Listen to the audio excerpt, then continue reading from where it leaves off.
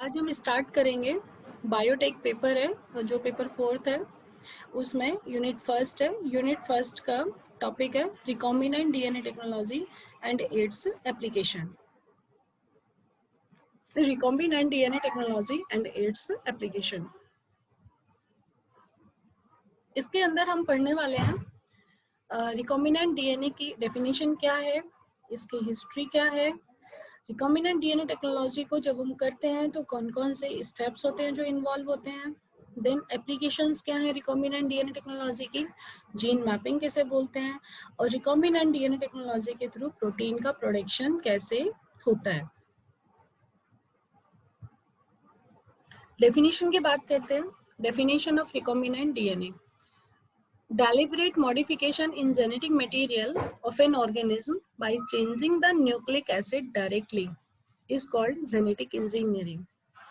अगर जेनेटिक किसी भी ऑर्गेनिज्म के जेनेटिक मटेरियल में, किसी भी ऑर्गेनिज्म के जेनेटिक मटेरियल में जो क्या होता है, न्यूक्लिक एसिड होता है, अगर उसमें हम डायरेक्टली चेंज कर दें तो उस प्रोसेस को क्या बोलेंगे, जेनेटिक इंजीनियरिंग बोलेंगे, या जीन क्लोनिंग बोलेंगे, या जीन मैनिपुलेशन बोलेंगे, and is accomplished by several method। और ये किसके थ्रू होता है, ये कुछ मेथड्स के थ्रू होता है, which are severally known as recombinant DNA technology।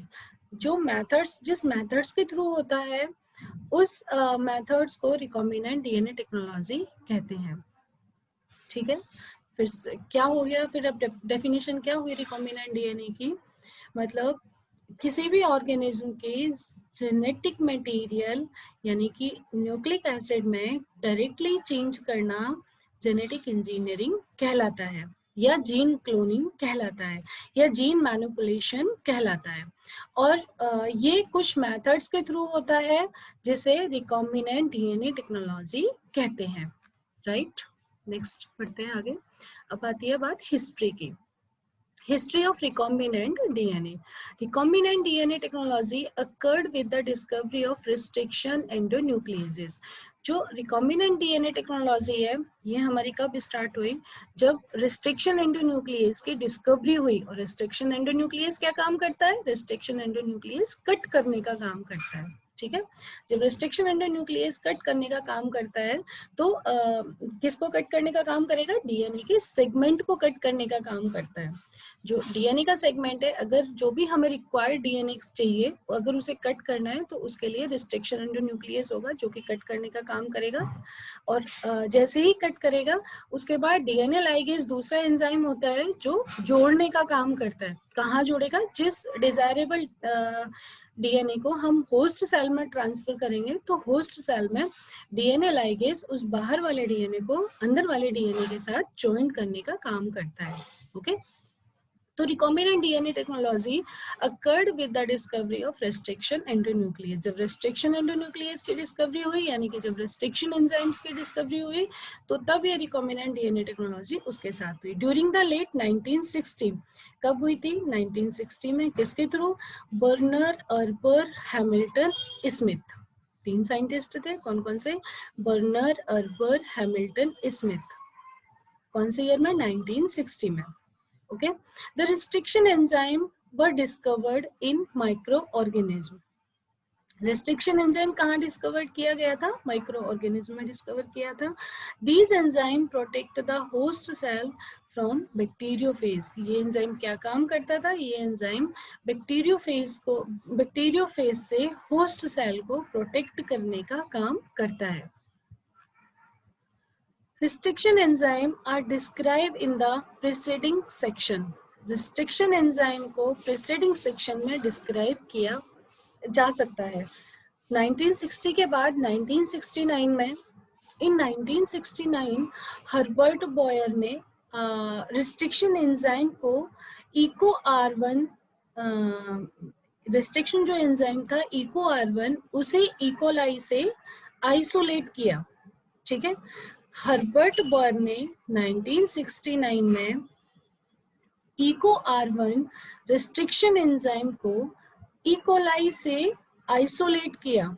ठीक है, यानी कि निकाला, जब आइसोलेट किया, and cleavage DNA between G and A. ये और कहाँ से उसे ब्रेक किया, ग्वानिन एंड एडेनिन के बीच में से उसे ब्रेक किया in the base sequence GAATTC. G means guanine, adenine, adenine, cytosine, thymine, thymine. ठीक है. तो in 1969 Herbert Boyer isolate restriction enzyme EcoR1 from E. coli that cleaves DNA between Z and A. ये क्या काम करता था? जो रिस्ट्रिक्शन एंजाइम EcoR1 है, इसका जो काम है ग्वानिन और एडेनिन को बीच में से तोड़ने का काम है. बेस सीक्वेंस क्या होना चाहिए? Guanine, adenine, adenine, thymine, thymine, cytosine. Base sequence उसका होना चाहिए.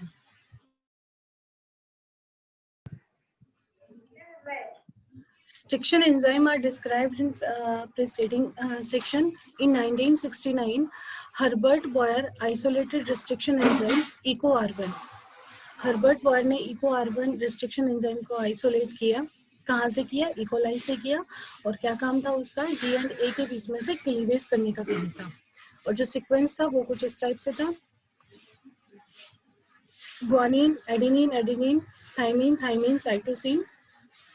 अगर ग्वानिन है तो उसके नीचे साइटोसिन अटैच होगा, एडेनिन है तो थाइमिन आके अटैच होगा.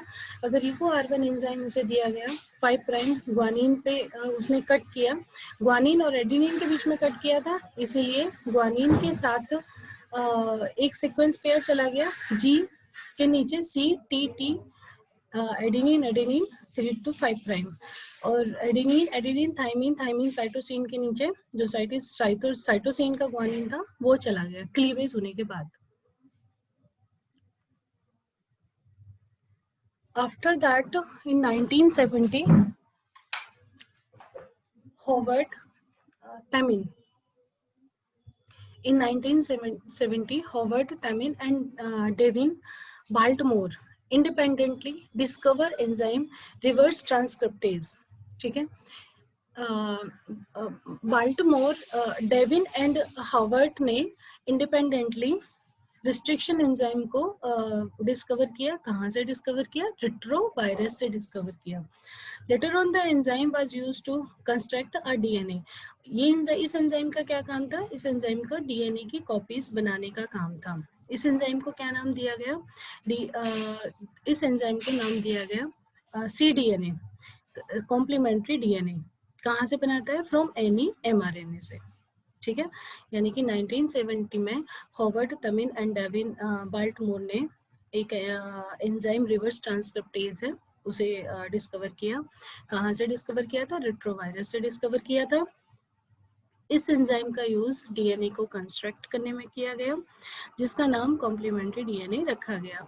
और ये डीएनए को जो कंस्ट्रक्ट करने का काम कर रहा है या बनाने का काम कर रहा है, कहाँ से कर रहा है? फ्रॉम एनी mRNA से. Okay. Then 1972, David Jackson.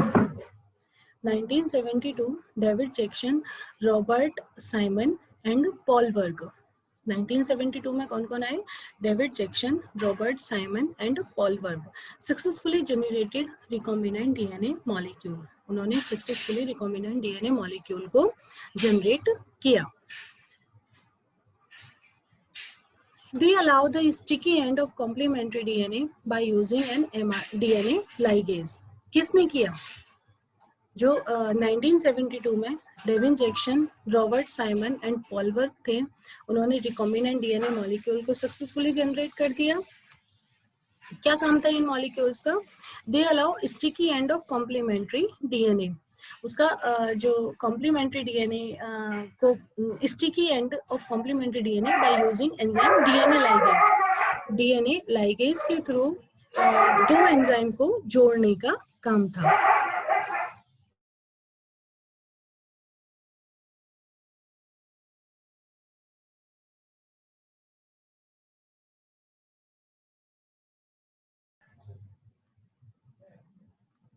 In 1975, Edwin Sorton developed a method for detection of a specific DNA fragment for isolation of a gene from complex mixture of DNA. Edwin and Southern ने एक method के through specific DNA के fragment को complex mixture से isolate किया. This method is known as Southern blotting technique, और उसे क्या नाम दिया गया? सॉर्थन ब्लॉटिंग टेक्निक का नाम दिया गया। जो रिकॉम्बिनेंट डीएनए टेक्नोलॉजी में स्टेप्स इन्वॉल्व होते हैं, जो जैसे कि अगर हमने कोई भी रिकॉम्बिनेंट डीएनए टेक्नोलॉजी, कोई भी रिकॉम्बिनेंट डीएनए मॉलिक्यूल तैयार करना है, तो some steps are there present, then उसी के बिहाफ पे कोई भी रिकॉम्बिनेंट डीएनए मॉलिक्यूल हम तैयार कर सकते हैं। जैसे कि cell culture of cell with required DNA sequence. अगर कहीं हम, कोई सेल है हमारे पास, लैब में अगर हम काम कर रहे हैं, किसी प्लांट के ऊपर अगर हम काम कर रहे हैं, तो उसके उस प्लांट को सबसे पहले हमें क्या जानना चाहिए? उसके डीएनए का सीक्वेंस हमें पता होना चाहिए। किसके थ्रू पता होगा? टिश्यू कल्चर टेक्निक के थ्रू हमें उसका डीएनए का सीक्वेंस पता होगा। Specific restriction endonuclease is selected from specific bacterium. तो रेस्ट्रिक्शन एंडोन्यूक्लियस क्या काम करेगा? रेस्ट्रिक्शन एंडोन्यूक्लियस उस पर्टिकुलर डीएनए के सीक्वेंस को कट करने का काम करेगा। Restriction endonuclease cut specific DNA desired gene at the two end which become a restriction fragment. दो अगर हमारे पास एक डीएनए का फ्रेगमेंट इस टाइप से, एक लंबा डीएनए का फ्रेगमेंट है, उसे बीच में कट करने का, एक इधर से कट लगाया और एक इधर से कट लगाया, दो जैसे ही कट लगेंगे तो तो वो क्या हो जाएगा? रिस्ट्रिक्शन फ्रेगमेंट बन जाएगा। Some restriction endonuclease cut a matching DNA sequence from a plasmid. Sometime क्या होता है कि जो restriction endonuclease होते हैं वो एक प्लाज्मिड से सेम टाइप के restriction endonuclease को कट कर देते हैं। Ligase enzyme which act as a molecular glue. Restriction enzyme cut करने का काम कर रहा है, लेकिन जोड़ने का काम कौन करता है? ग्लू करता है। जो ग्लू करने का काम कौन करता है? लाइगेज एंजाइम करता है। Ligase enzyme which act as a molecular glue join the restriction fragment. जो फ्रेगमेंट हमें चाहिए था, उस फ्रेगमेंट को रेस्ट्रिक्शन एंजाइम के थ्रू कट किया, होस्ट के अंदर ट्रांसफर किया। जैसे ही हमने होस्ट के अंदर ट्रांसफर कर दिया, तो वहां पे लाइगेज एंजाइम ने उसे जोड़ने का काम कर दिया। ठीक है। Plasmid DNA now contain foreign DNA. इस टाइप से जिस प्लाज्मिड एक जो हमारे पास प्लाज्मिड डीएनए है, उसके पास एक बाहर का डीएनए है और एक उसके पास अपना डीएनए है। ठीक है, तो दोनों डीएनए ने मिलके क्या बनाया? रिकॉम्बिनेंट डीएनए बना दिया। रिकम्बाइंड, री यानी कि री मीन्स फिर से, कंबाइंड मीन्स जोड़ना। फिर से जहां हमने उसे कट किया था, उसके बाद बाहर का डीएनए आके ऐड हुआ था, तो उसके थ्रू बन गया recombinant DNA. Recombinant plasmid contain recombinant DNA are now inserted in a host cell. जब प्लाज्मिड के अंदर रिकॉम्बिनेंट डीएनए बन चुका है, तो उसे फिर हम होस्ट सेल में ट्रांसफर कर सकते हैं इजीली। एग्जाम्पल इकोलाई ले लो, एग्जाम्पल प्लांट्स भी आप ले सकते हो। It is commonly done by process called electroporation. वैसे तो बहुत सारे प्रोसेस होते हैं, ये आप लोग टेक्निक्स में पढ़ोगे रिकॉम्बिनेंट की, बहुत सारे प्रोसेस होते हैं। उसमें से एक इलेक्ट्रोपोरेशन भी है। इलेक्ट्रोपोरेशन यानी कि करंट के थ्रू। एक होता है बम्बार्डमेंट टेक्निक भी होता है, जैसे कि जो पर्टिकुलर रिकॉम्बिनेंट डीएनए के लिए एक गन बम्बार्डमेंट आता है, गन से जीन जाते हैं और पर्टिकुलर प्लांट्स के सेल के कल्चर के ऊपर जाते हैं। ठीक है, बम्बार्डमेंट होता है। और भी बैक्टीरियोफेज की भी टेक्निक्स होती हैं, जो जिसमें से एक इलेक्ट्रोपोरेशन एक टेक्निक है। It is commonly done by process called electroporation, in which transient temporary pore are created in the cell membrane. इस प्रोसेस में क्या होता है इलेक्ट्रोपोरेशन में, कि सेल मेम्ब्रेन, किसका सेल मेम्ब्रेन? जो हमारे पास ऑर्गन है, उसके सेल मेम्ब्रेन में एक पोर टाइप के यानी कि छिद्र टाइप के क्रिएट्स हो जाते हैं। और जो पोर क्रिएट्स होते हैं, उनमें बाहर का जो डीएनए मॉलिक्यूल होता है वो अपटेक होता है, and host bacterium divided to give multiple copies of recombinant DNA. और बाहर का जो डीएनए होता है वो क्या काम करता है? रिकॉम्बिनेंट डीएनए की मल्टीपल कॉपीज बनाता है, विच में be preserved in our DNA library. जब मल्टीपल कॉपीज बन जाएगी, तो हम उसे डीएनए लाइब्रेरी में भी रख सकते हैं, जिसे जीनोमिक डीएनए लाइब्रेरी बोलते हैं। आप एक जनरली एक डायग्राम देख पा रहे होगे, यहाँ पे आपकी स्क्रीन पे एक डायग्राम शो हो रहा होगा। एक ये जर्नल आपको समझाने के लिए है बस। एक साइड आपको दिखाई दे रहा होगा प्लाज्मिड वेक्टर, जिसे क्लोनिंग वेक्टर का नाम दे रही हूँ मैं। वेक्टर का क्या काम है? वेक्टर का काम होता है बाहर के डीएनए को कैरी करना। वेक्टर मतलब एज अ व्हीकल काम करता है, एज ए वाहक काम करता है, ठीक है। तो ये है हमारे पास प्लाज्मिड वेक्टर। इस प्लाज्मिड वेक्टर में plasmid vector cut with restriction endonuclease. Plasmid vector क्या काम करेगा? एंडोन्यूक्लियस को कट करने का काम कर, जो रिस्ट्रिक्शन एंडोन्यूक्लियस है वो बाहर के डीएनए को कट करने का काम करेगा।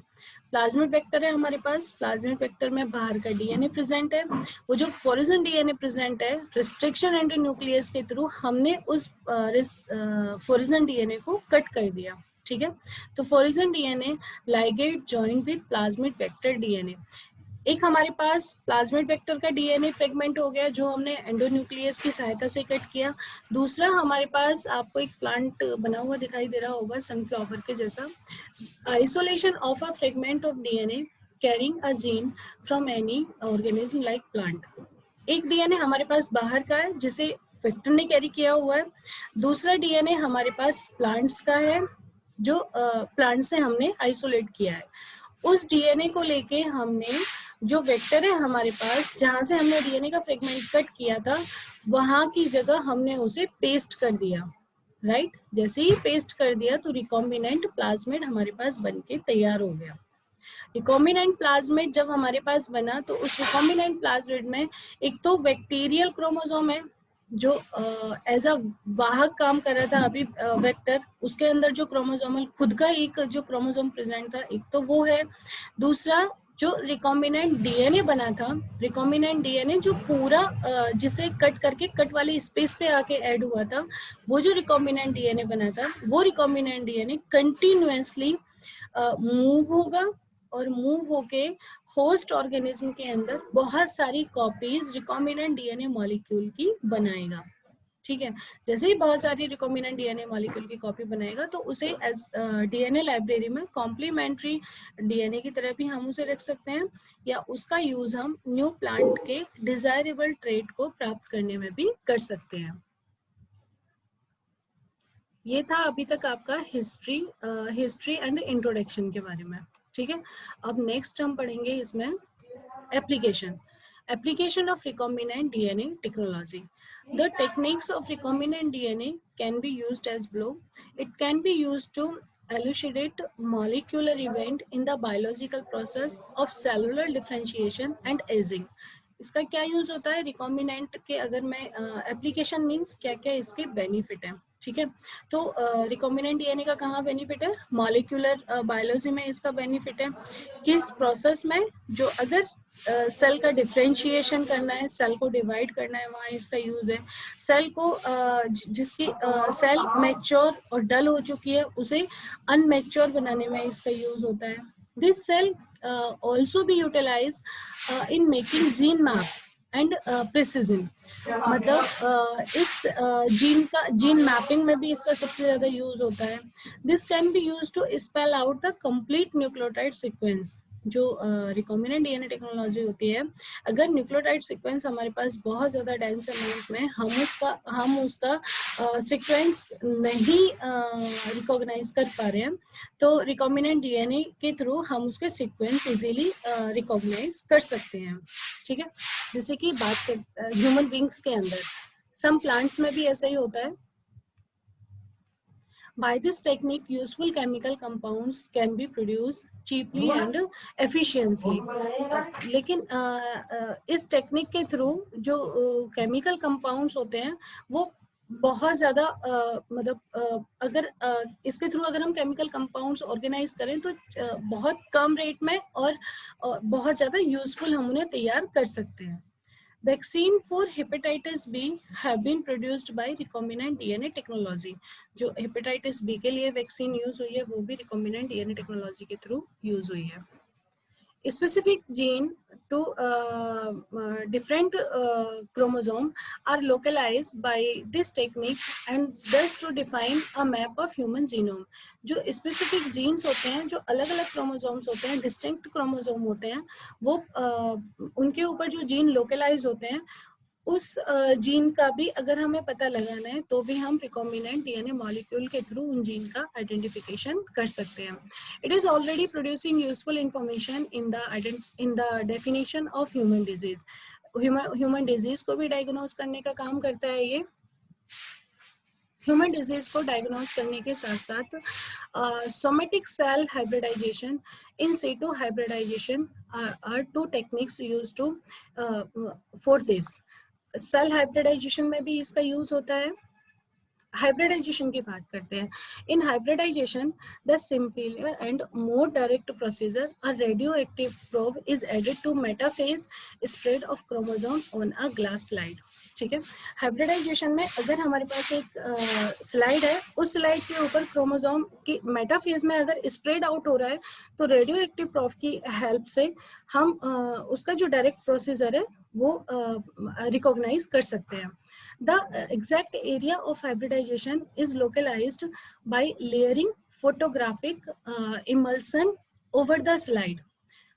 जो क्रोमोसोम का की लोकेशन है, पर्टिकुलर जो क्रोमोसोम की लोकेशन है वो फोटोग्राफिक इमल्सन के थ्रू हम रिकॉग्नाइज कर सकते हैं. After exposure line up the grain with some histological identification of the chromosome. Some of the human gene are localized by this technique. इस टेक्निक के थ्रू जो ह्यूमन बींग्स के genes होते हैं, इवन जो एंजियोस्पर्मिक प्लांट होते हैं, उनका भी हम आइडेंटिफिकेशन इजीली कर सकते हैं. Genes that code for protein with a similar function can be located on a separate chromosome.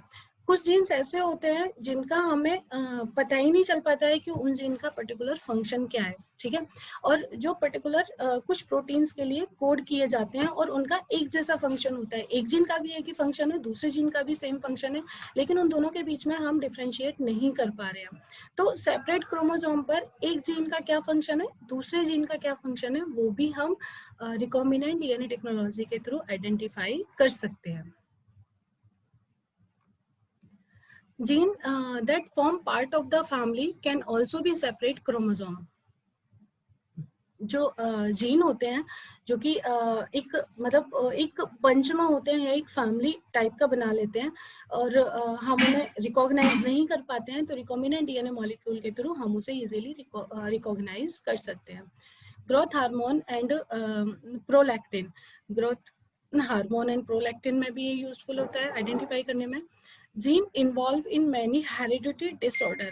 जो जीन हेरिडिटरी डिसऑर्डर के लिए रिस्पॉन्सिबल होते हैं, उन्हें हम रिकॉम्बिनेंट डीएनए मॉलिक्यूल के थ्रू आइडेंटिफाई कर सकते हैं, including X chromosome. Some linked condition are really located at specific site. Sometime ऐसा होता है कि ह्यूमन डिजीज का हमें पता ही नहीं चल पाता है कि पर्टिकुलर किस जीन के थ्रू किस बिहाफ पे ये चीजें हो रही हैं, लेकिन अगर रिकॉम्बिनेंट डीएनए टेक्नोलॉजी के थ्रू एक प्रोसेस होता है, प्रॉपर वे होता है, जिसके थ्रू हम इजीली आइडेंटिफाई कर सकते हैं. ठीक है. वो था एप्लीकेशन. अगर हम बात करते हैं प्रोटीन प्रोडक्शन, प्रोटीन बनाने में भी रिकॉम्बिनेंट डीएनए टेक्नोलॉजी का यूज होता है. This technique has to prominent merit. It can supply large amount of material that could not be obtained by conventional purification method. It can provide human material. इस technology के through human material मिल सकता है हमें, insulin, growth hormones etcetera. ठीक है. Insulin का काम कहाँ होता है? शुगर में. Although the primary aim to supply product generally proteins for treatment insulin and diagnose AIDS test. किस किस के लिए होता है रिकॉम्बिनेंट डीएनए का? शुगर टेस्ट में होता है, एड्स टेस्ट में होता है of human, and other animal disease and for disease prevention, hepatitis B vaccine like that, उसमें भी इसका यूज होता है. There are other real and potential commercial application specially in agriculture. Agriculture के बिहाफ पे भी हम इसका यूज करते हैं. ठीक है. प्रोटीन प्रोडक्शन का था आपका.